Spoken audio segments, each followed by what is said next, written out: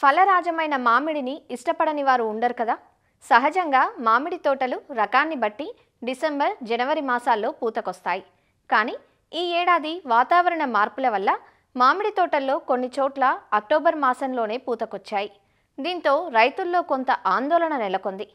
ఇలా ముందుగా వచ్చిన పూత నిలబడుతుందా లేదా, ఎలాంటి జాగ్రత్తలు తీసుకుంటే వచ్చిన పూత నిలబడుతుందో తెలియక రైతులు ఆందోళన చెందుతున్నారు.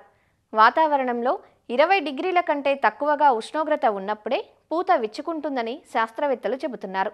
అసలు మామిడి ముందస్తుగా పూతకు రావడానికి కారణాలు, పూత నిలబడటానికి చేపట్టాల్సిన చర్యలను సంగారెడ్డి ఫల పరిశోధనా స్థానం సీనియర్ శాస్త్రవేత్త డాక్టర్ సుచిత్ర నుంచి తెలుసుకుందాం.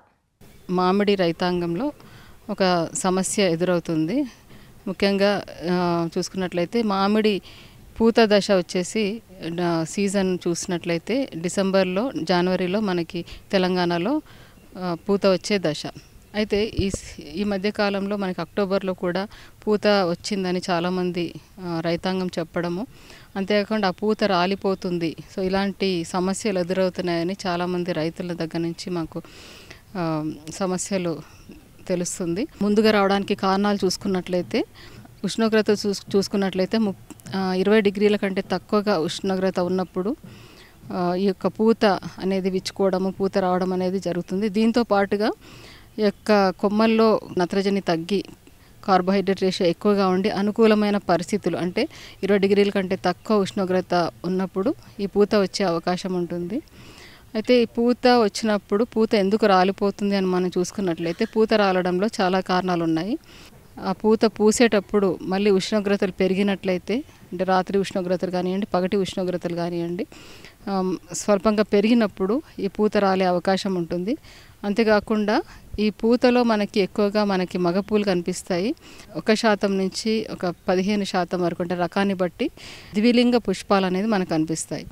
అయితే ఈ ద్విలింగ పుష్పాలు తక్కువగా వచ్చి మేల్ ఫ్లవర్స్ మగ పుష్పాలు ఎక్కువగా వచ్చినప్పుడు ఈ పూత ఎక్కువగా రాలుతుంది. అయితే ఈ యొక్క ద్విలింగ పుష్పాలు టెంపరేచర్ని బట్టి కూడా ఎక్కువ రావడం, తక్కువ రావడం అనేది కూడా మనకు కనిపిస్తుంది.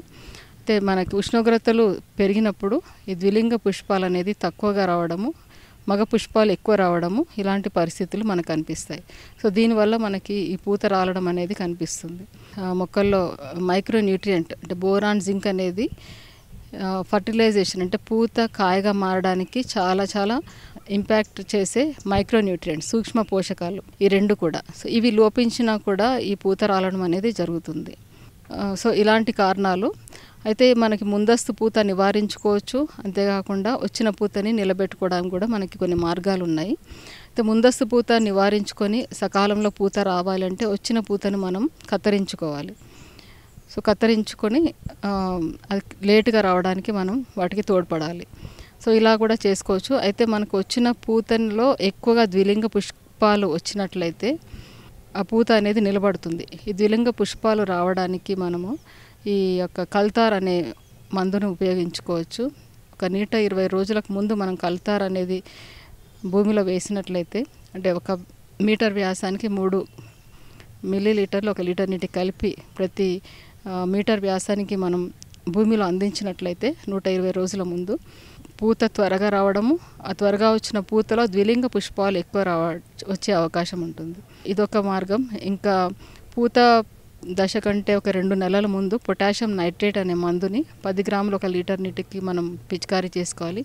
సో దాంతో పాటుగా మనం మోనో పొటాషియం ఫాస్ఫేట్, సో ఈ మందును కూడా మనం, ఈ యొక్క కెమికల్ని కూడా మనం పిచికారీ చేస్తున్నట్లయితే 10 గ్రాములు 1 లీటర్ నీటికి కలిపి పూతలో ద్విలింగ పుష్పాలు ఎక్కువ రావడము, పూత నిలబడము, సో ఇలాంటివి మనం పెంచుకోవచ్చు.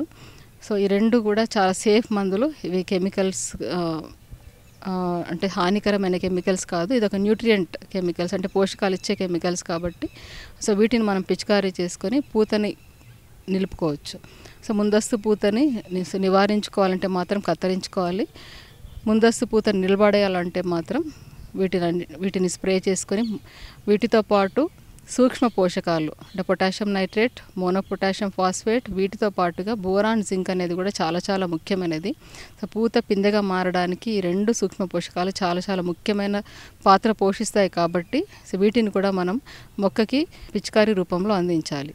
ఇవి కూడా మనం 1 గ్రామ్ 1 లీటర్ నీటికి కలిపి మనం పిచికారీ చేసుకున్నట్లయితే సూక్ష్మ పోషకాల లోపాలు నివారించుకొని సో పిందె కట్టడానికి తోడ్పడడానికి మనకు ఉపయోగపడతాయి.